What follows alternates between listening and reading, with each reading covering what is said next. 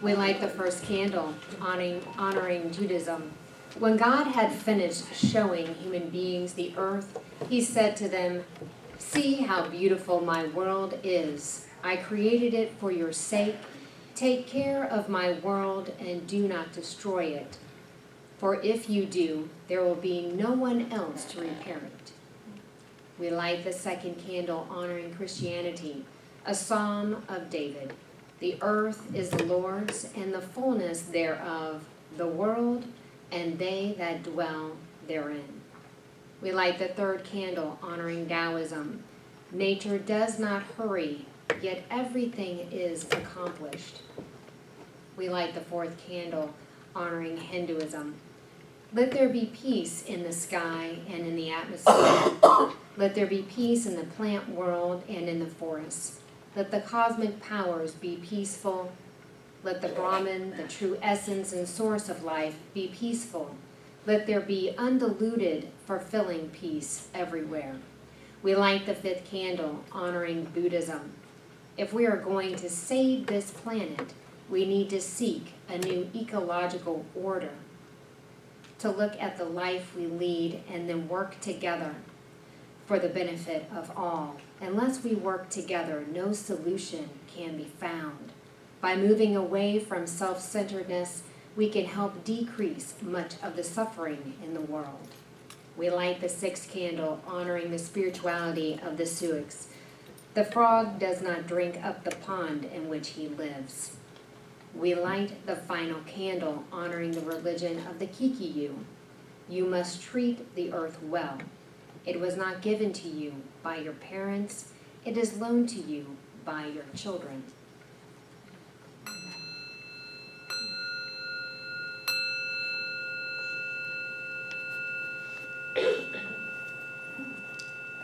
Spirituality in action. Ensure the stewardship of our planet, Transcending Fear. This reading is by Ernest Holmes. No fear can remain where faith holds sway. Faith unites us with the original creative spirit, the divine mind, which already exists at the center of our being. This kingdom of heaven, which is the kingdom of wholeness, is within. So if you can just please take these words into that inner sanctuary for a few moments of contemplation.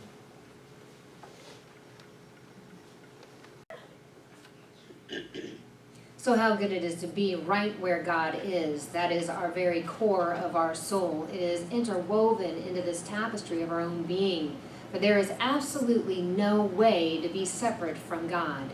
It is imbued within every cell of our body in this divine design of living that is our own body-mind temple. And so I know that God is at the core of all of life. It's at the core of this service, that this service today is in divine order and divine right action. I know that we are uplifted. I know that we hear what needs to be heard from Reverend Cece. I know that our band is blessed. I know that our children are taken care of and loved and taught great, great teachings. And I know that all is well. I know for all of us that we are blessed in this time together and loved and uplifted and filled. And I give such thanks for this. Thank you, thank you, thank you, God. And together we say, and so it is. Before I start, I just want to once again, I know that some people have a reaction to that G word, that God word, and it's actually pretty common that people have a reaction to it. So I just want to sort of explain for a minute the way we sort of think about God and spirit and life with a capital L here. Somebody in last week's Stump the Minister questions dropped a question which I answered on my Wednesday little message. And the question was, why do we feel the need to give that a name when even trying to give it a name is impossible? And so we're doomed before we even speak. And I think it's because we want things to be understandable. You know, human beings want to understand things, and they have to be of a size and shape we can sort of understand it. And so we take a facet of life with a capital L and say, okay, today I'm going to call that God, and it's part of this flow and energy of life that is everywhere and every when. That's why I love thinking about the Hindu, you know, the 10,000 deities of Hinduism. Each one of them is a little sliver of what that allness is all about. We have the guy with the elephant head who removes obstacles.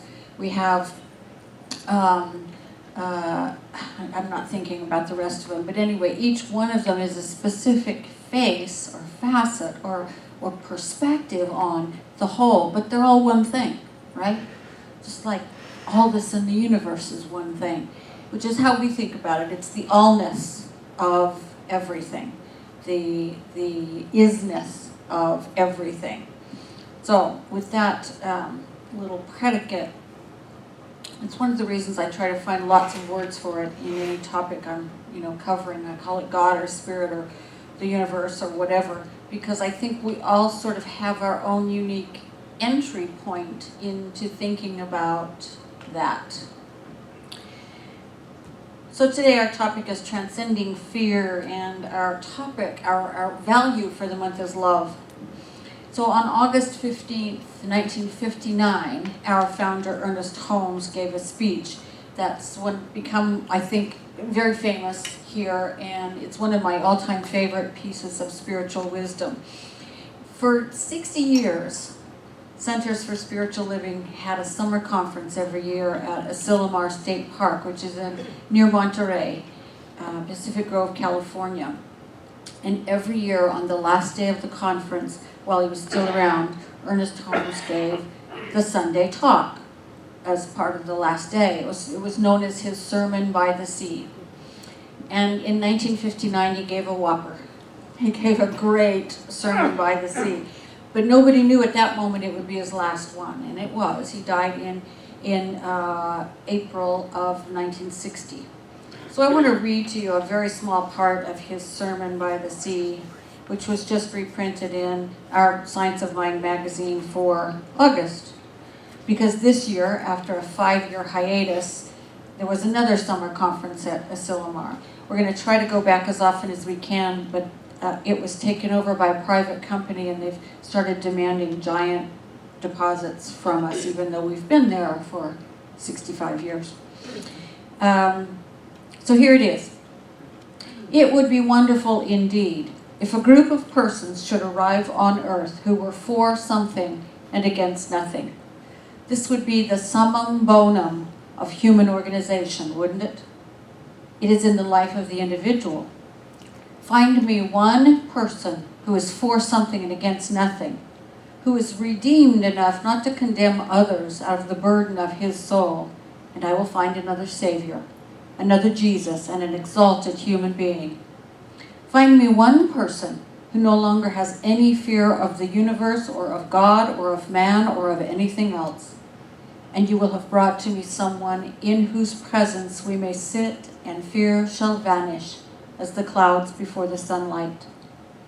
Find me someone who has redeemed his own soul, and he shall become my Redeemer. Find me someone who has given all that he has in love, without morbidity, and I will have found the lover of my soul. Is not this true? Why? Because he will have revealed to me the nature of God, and proved to me the possibility of all human souls. Find me one person who can get his littleness, his own littleness, out of the way, and he shall reveal to me the immeasurable magnitude of the universe in which I live. There's a whole bunch more to that sermon, but that's my favorite part, and there's 2 things I want to focus on today. Find me a person who is for something and against nothing, and I will find another Savior. And find me one person who no longer has any fear of the universe, or of God, or of man, or of anything else. And you will have brought me someone in whose presence we may sit, and fear shall vanish as clouds before the sunlight.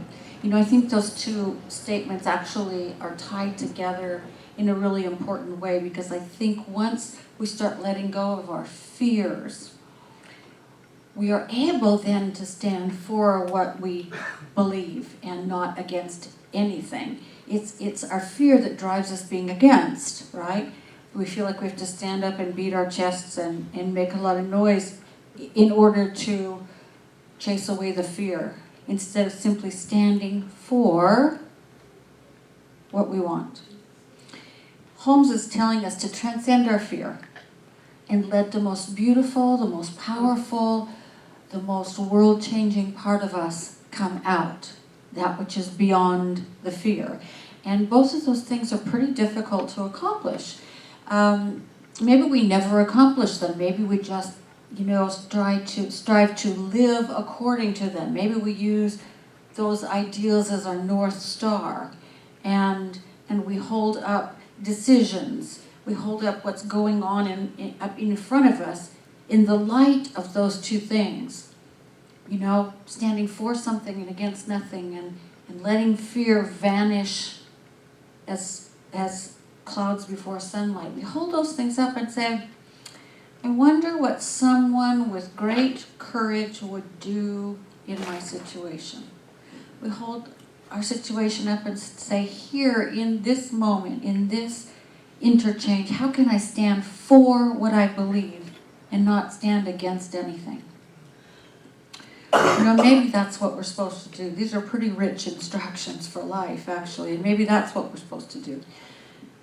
And I found it interesting to look at those two ideas in terms of those values and the topic and the value for September, the stewardship of the planet and love.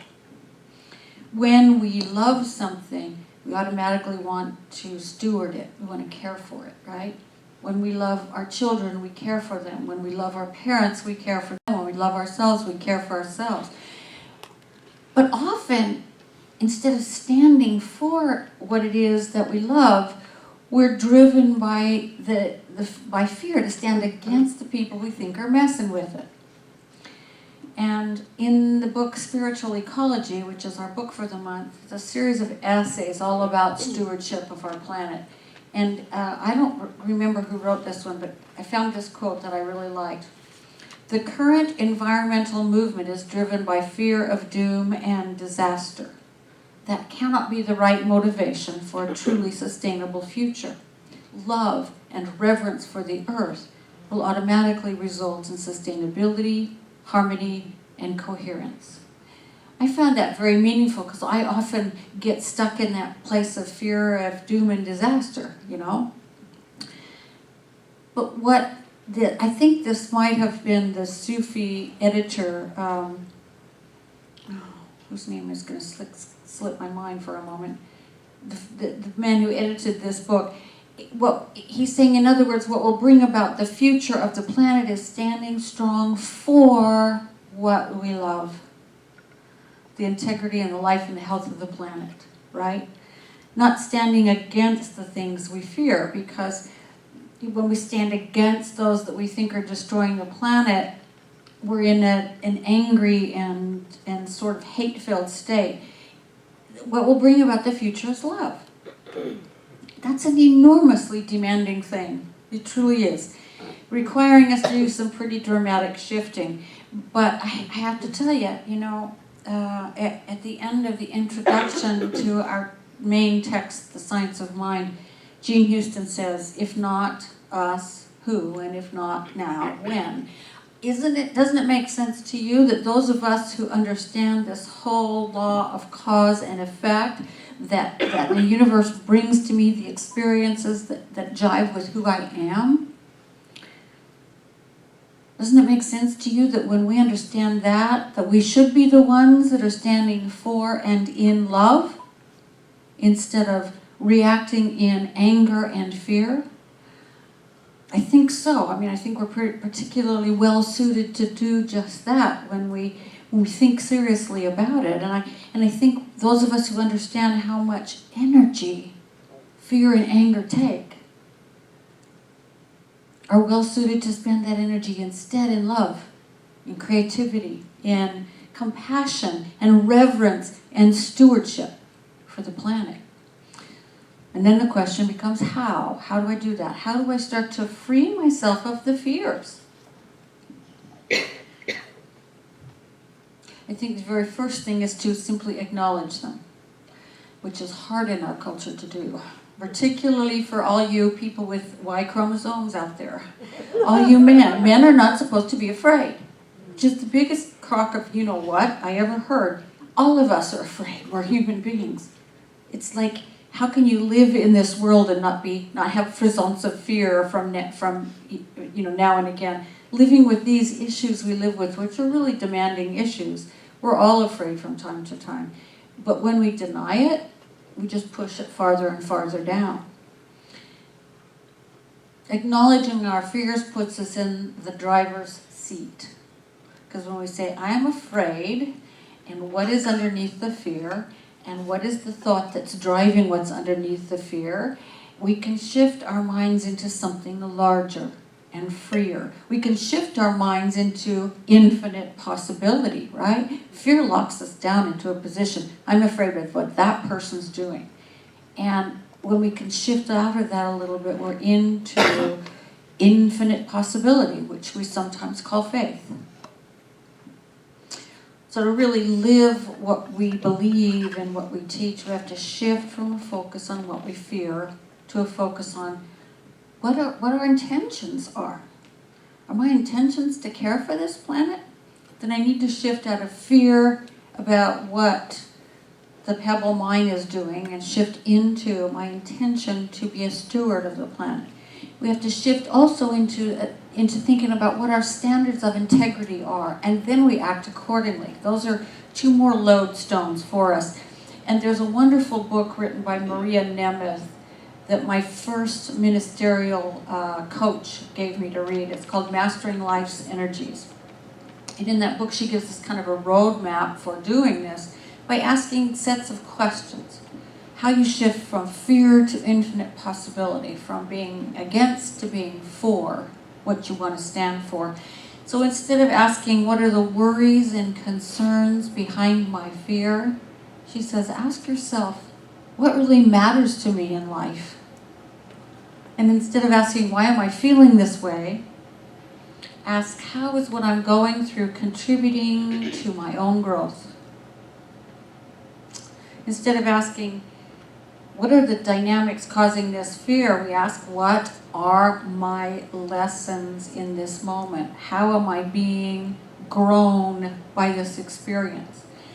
We talked a couple times lately about that whole idea that everything that shows up is an opportunity for growth. Good, bad, or indifferent, right? It's all an opportunity to grow. And here's a big one. Instead of asking, how can I work on myself? How can I work on myself? We just work on ourselves until we're like really tired, don't we? How can I work on myself? We ask, what is here for me to explore? What's here for me to explore? There's a big difference in those two questions. Instead of asking what needs to be fixed, we ask what wants to emerge. What's trying to be born here in this situation? See, the second question always feels so different from the first. The second question is what opens us up to possibility. Lets us free of fear. Like, how am I being grown here? What's trying to emerge? What should I be paying attention to? You know, I'll give you a personal example of this. Since I was a little kid, and I know where it came from, it doesn't matter, but since I was a little child, I have been terrified of other people's anger.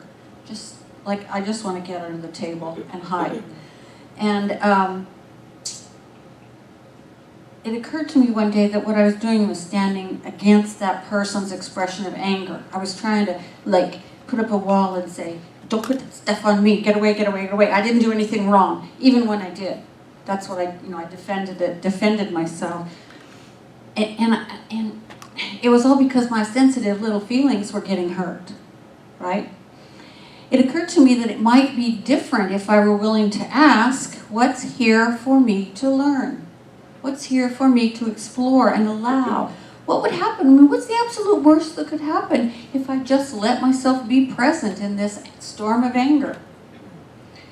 I don't think I will die, so I'm going to try it. I'm going to try it.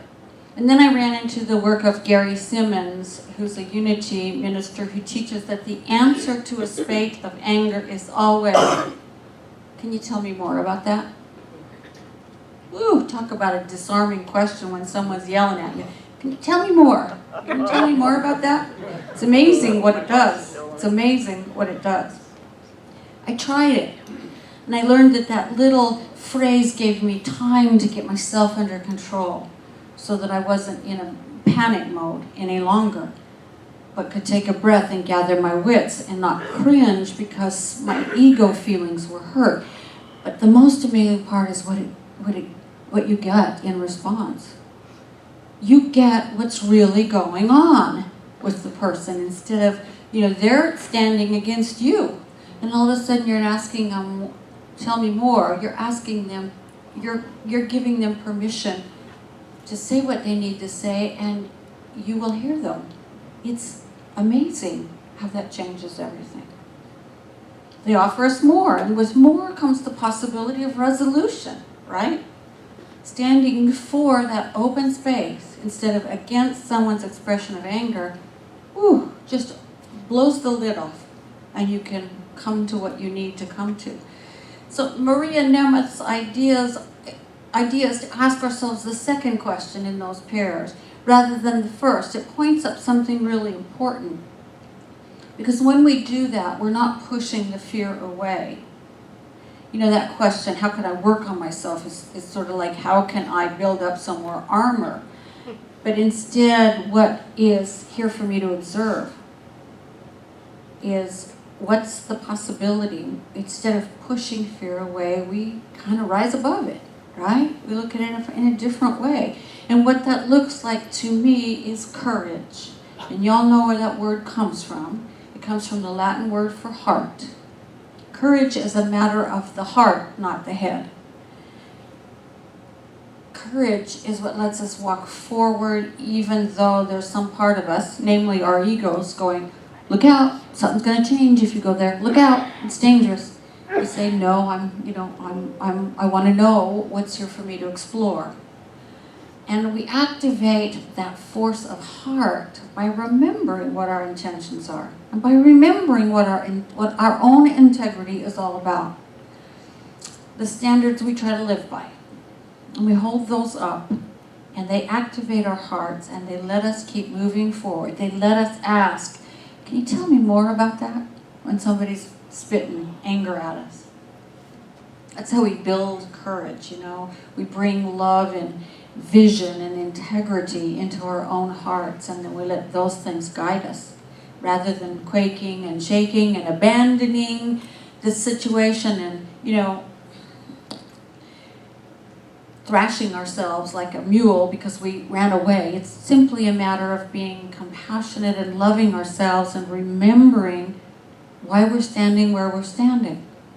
This is part of my vision for life, or I wouldn't be here, right? And what I stand for in this moment is love. What I stand for in this moment is the life of this planet. What I stand for in this moment is the space that lets us all say what needs to be said, what needs to be heard. That's when it all becomes a pull rather than a push. We get pulled forward. In the context of stewardship of our planet, when we let the things we love be what guide us, like animals or sunsets or whales or the ocean or mountains or whatever it is, when we let that beauty be what it is that pulls us forward rather than standing there against those who don't pay attention to the oceans or the animals or the trees, there's an enormous difference between those two stances. You can feel it in your body, can't you? The difference between being angry and really upset about what somebody's doing and being pulled by love. You can feel it in your body, the difference. And being angry is much weaker. It's a much weaker position. Standing for what I love is powerful.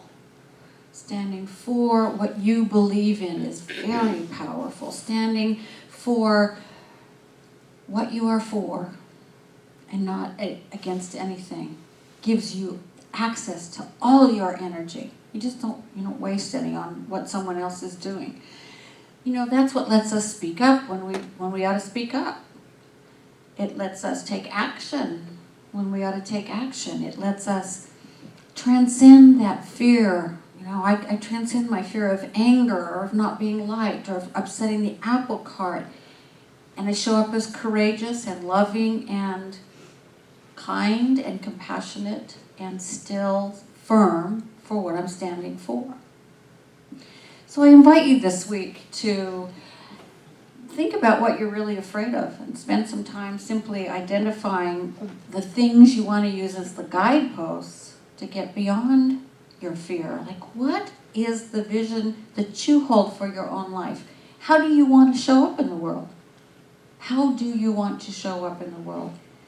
It's being, that's not doing. It's how you want to show up in the world. And what does your own sense of integrity demand on a day-to-day basis? When you think about our planet, what does your own sense of integrity demand? And then activate the power of your heart as courage. And fear becomes it's something that you simply step over. I want to close with a quote before we pray together from a this is so hard word, Jungian analyst by the name of Robert Johnson. His work is quite wonderful. He said, God grant that evolution may proceed quickly enough for each of us to pick up our own dark side, combine it with our hard-earned light, and make something better of it all than the opposition of the two. I love that. This would be true holiness, he said. So how fast that evolution proceeds is up to us. And the choice is ours. We can take a step forward and stand for what we want to see, or we can take half a step backward and cower in fear. The choice is ours.